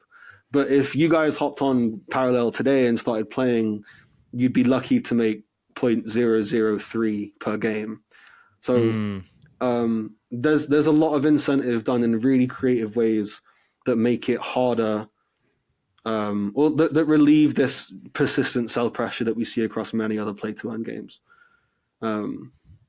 Yeah, it's very, very cool. Even some of the dude, I can talk forever about the mechanics, and I can glaze Parallel all day. So stop me here. Switching gears a bit, as Kit said, we are into stablecoins. This is the Frax podcast. So before we end this or anything, I want to get your thoughts on, like, what are your thoughts on Frax? And culturally speaking, like, how do you see it out in the wild in crypto, and like, what do you like about it, and what could be improved? What could be improved, dude? Don't ask me that question. I mean, it's just like design vibe, brand, like, your core strengths, like, please apply this here, spread some of that, I think for me, like globally in crypto, I think stablecoins are one of these like slept on markets for normies. Like, I had a conversation today with one of the guys who's in the building next to mine in the office. In the room next to mine in the office we just rented and moved into today. I was talking to him about crypto, and he sort of knew about a few things, but he really didn't have like much understanding about, Tether or USDC or whatever. And he didn't even realize it was possible to have a token that can, I say, not go up and down in value, like, not really. And like, I was like talking to him about some of the applications that has, and still didn't really understand it. So I feel like in terms of education, like, I feel like what you guys do in that respect is strong, and especially doing more stuff like this. A lot of people want to go sometimes for a podcast or something. They do one or two, and it just kind of like stops. Yeah. But I think like being consistent with that is strong. Branding, I think, for Frax has always been dope, and for a while, so there was a time where once Solana NFTs went crazy, there was a project called Frax. And for the longest time, I thought you were behind Frax. So it wasn't until months later that I even found out what Frax was. I realized it was something completely different, and that's when I was like, "Oh, this isn't Dave from that fucking stupid Solana thing." Like, so I don't know. To see how long it's been around and been persistent in the community, I think is dope. And I don't know. I just think education on I keep wanting to say USDC. Education on stablecoins, I think, is gonna be like one of the strongest maneuvers. I think moving forward into a bull run is because people aren't aware of the application. Oh yeah, and the use case is huge. I was on the last podcast we did with the Premia guys. I was talking about how now with stablecoins, like you have like a new black hole for U.S. debt. You have like China, like they're like selling off their treasuries in other countries, and like they're using the dollar less. But like now, like for for people on the internet and DAOs on the internet and whatnot, you have like a black hole with dollar stablecoins, and it's only going to get bigger. Like Tether's balance sheet was at 90 billion. Wait till that's at $1 trillion and more, and it keeps increasing and increasing. So I think like stablecoins are underrated because it's like, oh, what? It's a fucking dollar. But yes, that's the point. It's a fucking dollar. That's the whole point. Yeah. Well, I think Tether minted another billion today. No. Yeah, they did. Yeah. Oh. Banks are gonna love please. Tether. Like imagine being a bank and you're holding like Tether's hundreds of billions of treasuries. Like, oh my goodness. Yeah, but wasn't it after the FTX meltdown? Weren't they processing like tens of billions of? I'm pretty sure Tether successfully processed withdrawals of like $15 billion in 48 hours, and everyone was like, "Oh, maybe they do have the money they say they have." Like, yeah, it's like maybe the audits on their site are legit after all. Wait, where's Bitfinex? Bitfinex on the ropes. Bitfinex. Oh, you mentioned earlier FTX, and we didn't actually touch on it. Did you guys? Were you guys hit by FTX at all? No. Fortunately not. Yeah. I actually never used FTX, so like I was good there. I only ever used it to get like I would send money to FTX to buy Solana and then put it in my Phantom wallet. That was the only time I ever used FTX. I did that a few times, but I was in Dubai for fight night at the peak of the bull market, and everyone was hit. It was like a day or two before. Dude, people were like flying in and finding out the news like on a plane Wi-Fi that they just lost like $3 million. Yeah, and it was fucking crazy. I was in Dubai too last year for fight night. I remember before I was in Lisbon, and I'll never forget, before I went to Dubai, I had a very romantic breakfast with Satsart at our Airbnb. And this is like, I remember just like, I was like waiting for my Uber at like 6 a.m. on the side of the road. And I'm looking at Twitter. Caroline's tweeting like, we'll sell you all the FTT you want at $22, CZ. Like, we're good. And like, there's people saying like, oh, I'm like sending money to FTX. They're good. There's going to be blah, blah, blah. And I just remembered like having like this McDonald's breakfast with Satsart. And then like, I have to go to my flight. I'm like, Sats, like, do you think FTX is solvent? And he's like, yeah, like, I can't imagine them like, it's FTX. It's FTX. And I'm just like, this sounds a lot like Luna. It sounded so much like Terra Luna. Like I couldn't imagine it. And then, got on the plane. And then when I got off the plane, it was when CZ, like Binance bought FTX. And then like I was with Zor and Zach, I remember. And just like that whole week, I just like wasn't sleeping just because the news was just nonstop coming out about it. The timeline was crazy. Between like the time change between Lisbon and Dubai and all the news coming out about it, because like FTX always gave me a bad feeling. This like SPF always gave me like bad vibes, because I don't like people that are just like, yes, I'm like this, effective altruism, and they show like one way, but it's like, dude, we know you're like a patrician, like you don't have to like front with the way you're acting. Eating a fucking raw eggplant in an interview just because. Yeah, it was just always sus. It was just always off. So Yeah. And then go ahead. No, you go. And then a year later, when I was living in New York, that's when the trial was happening. So the trial was free to the public. So I just like roll through in the middle of the day. And no shit. Yeah. And so you can't have your cameras, and they had you in overflow rooms. And I'll never forget like listening to all the testimonies there and saying like on November 6th, so moon overlord so-and-so tweeted blah, blah, blah, like shit like that. Bro.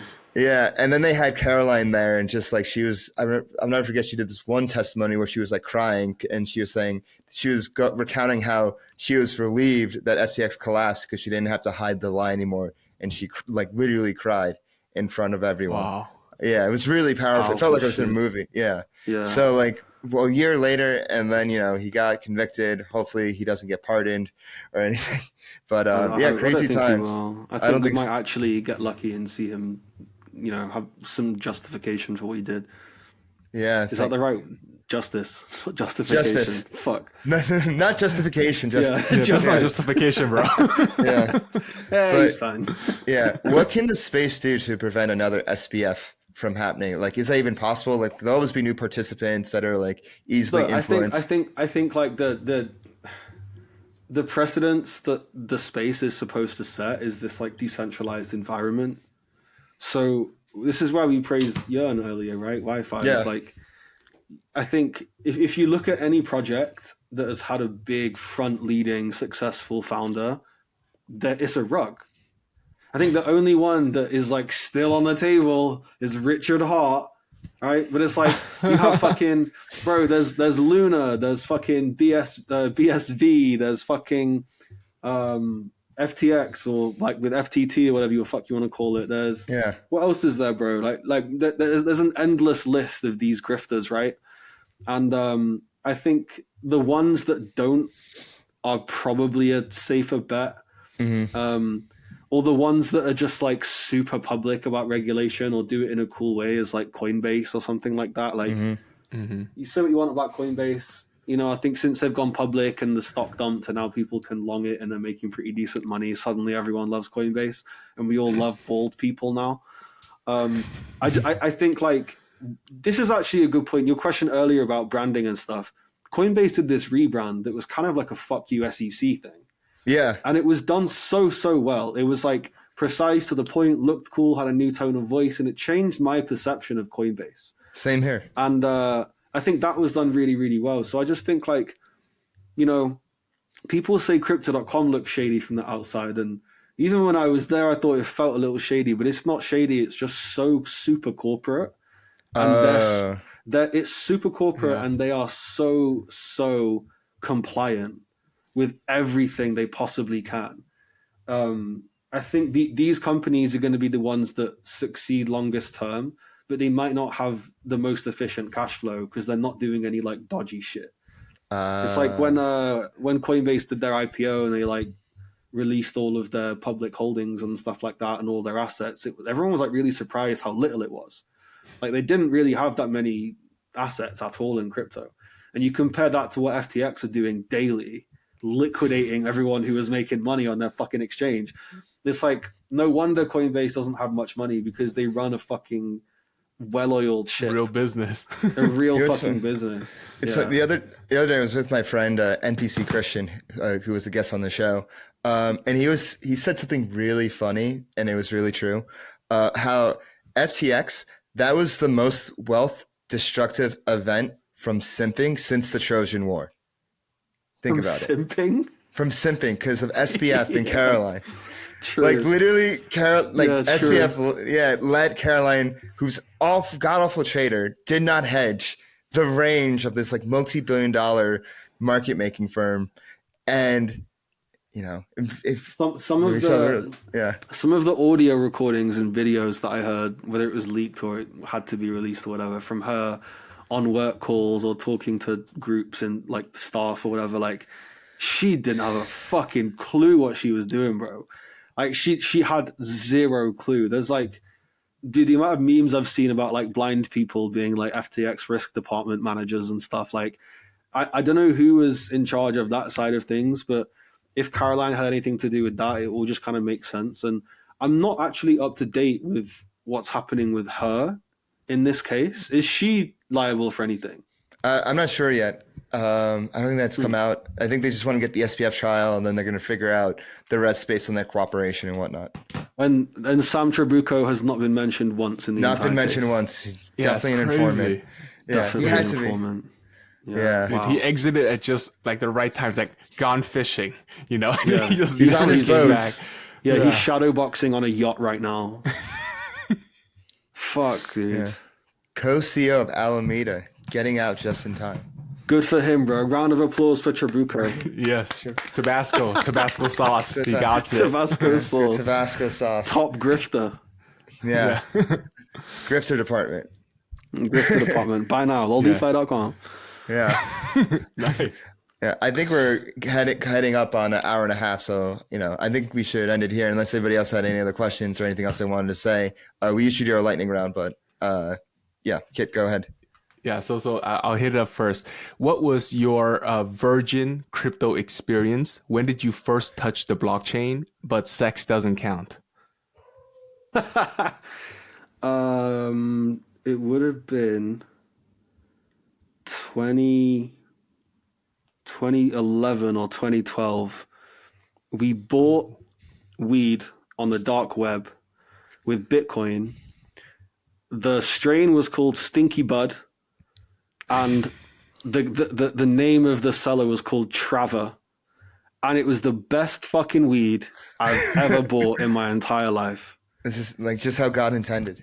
Just how God intended. And that was like, I didn't even do it. I was at my friend's house and I was watching him do it on his laptop, and he was talking me through the process, and I was just like, what the fuck is this shit, bro? Like, neither of us had any conception that this was a tradable asset or something to invest in, or price would even fluctuate. It was like, oh, Bitcoin is, I think it was like $80 or something, probably less than that. I don't remember.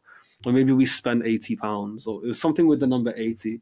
Don't remember how much Bitcoin was at the time, but it was just this thing we thought it's just a step you had to take to buy the weed. We were like, okay, you buy this and then you send that, and then you give the address. Okay, done.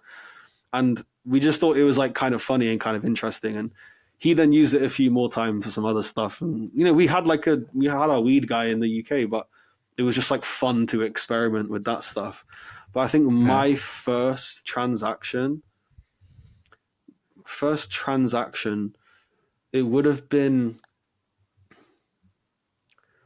I think, in terms of just like a protocol, like something to play with online, like aside from experimenting with different Bitcoin wallets that I would download as an app and sending to and from each other to learn, I think it would be, first thing I can remember is CryptoKitties or Ether Lambos. Yeah.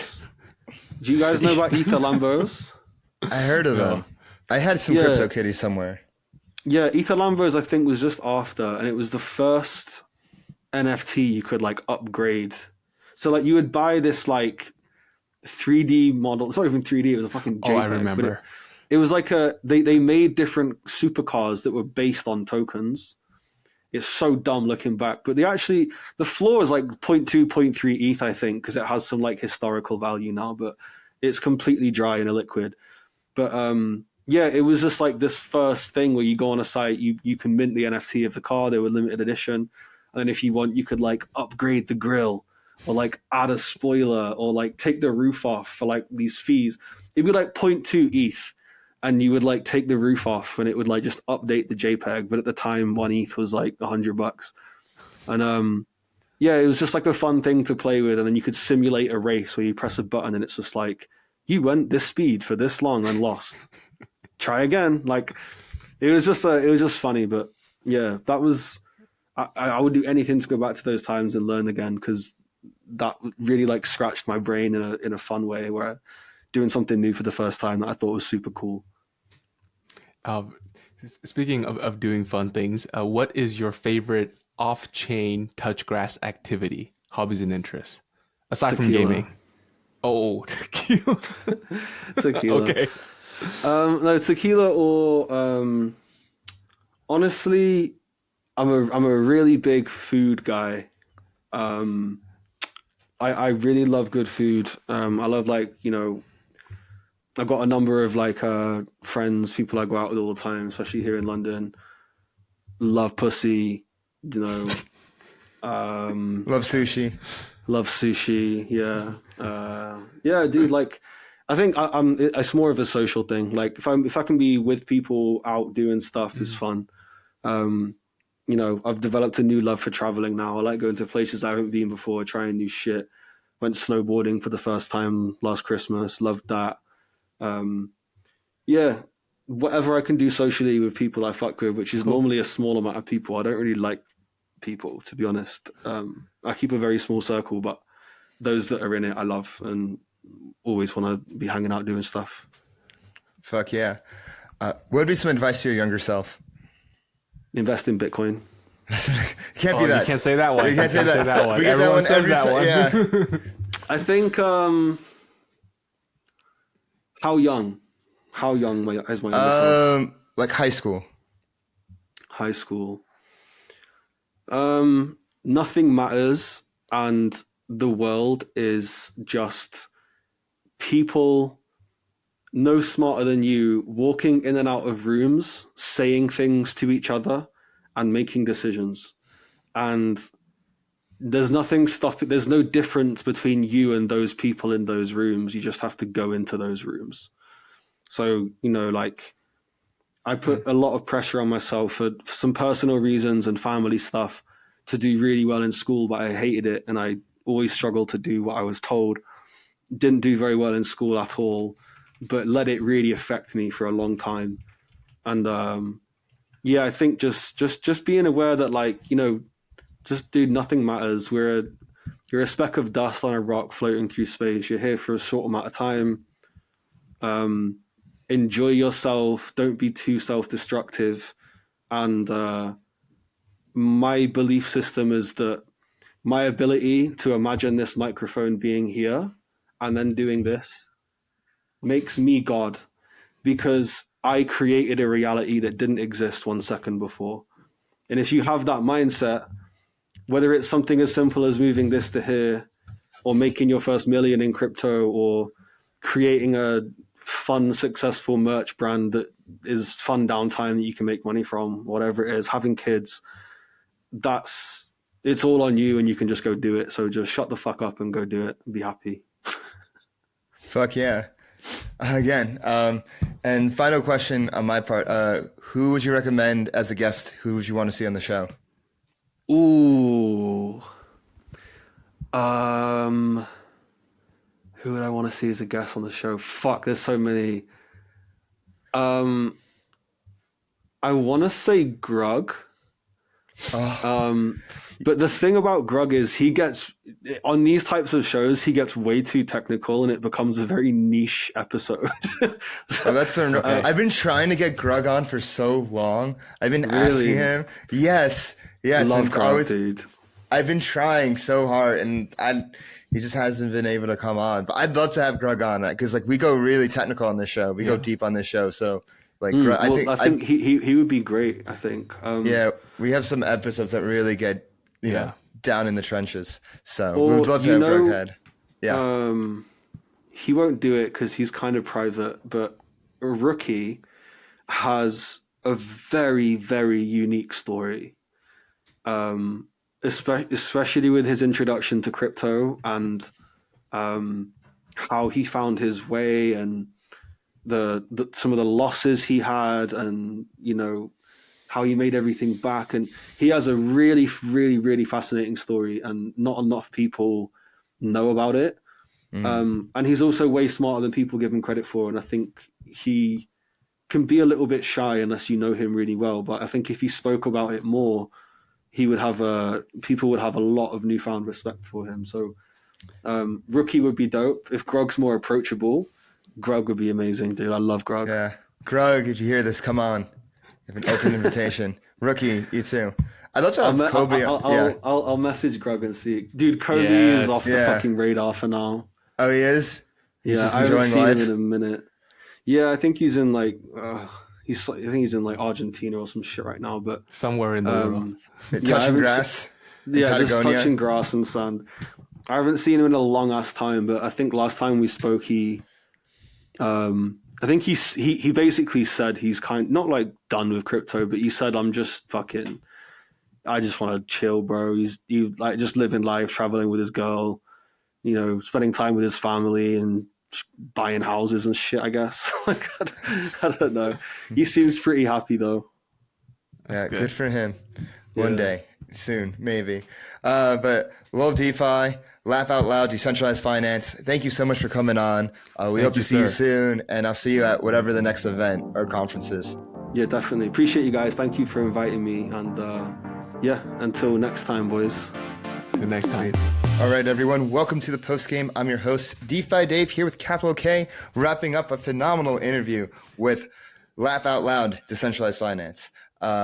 This was an hour and a half long, maybe a little bit more, and we talked about a wide range of topics. We got into his life, BC, before crypto, and fashion. We got into how he got into crypto, what he was doing last bear market, DeFi summer, the coming of the LOLDeFi merch and rug, and the creation of that exact shirt. Of this exact shirt, so sick, and everything in between. But it's really cool to hear someone that's crypto native and hear their run up and not only becoming successful but staying successful. And the one thing that really stuck out to me about LOLDeFi was he's still hungry. He's made it, but he's still hungry. He's still creating stuff. He's still staying up all night, thinking of new ideas. Getting those 1,000 pictures in daily. Kit, what are your thoughts on this one? Dude, normally for these vibey podcasts, I'm usually not the one to engage so much, but this one I felt drawn to ask questions and really pulled into the conversation because he's just really different, and I think it's awesome. His Who Anon project, I really like a lot, and also his whole backstory and coming into this thing is just super interesting. Yeah, also with all the gaming stuff, right? Obviously, that tickled my fancy for sure. Yeah, no, I've really enjoyed this interview because we got to really get behind his thought process and thinking. And I think that's really important if you want to be successful, or if you're trying to emulate successful people. How do they think? What do they do daily? You don't have to copy exactly what they do daily, but you can kind of get an idea and be hey, how could I take what they're doing? Right. Whether it's whether they're being a trader or whether they're being a creative, or it's a framework that you can follow yourself. Yeah, I think that's why I wanted to ask. That was one of my key questions that I'm glad I got to squeeze it in. Is what is his creativity process? And I couldn't believe he laid it out really tactically too, something that you and I could do.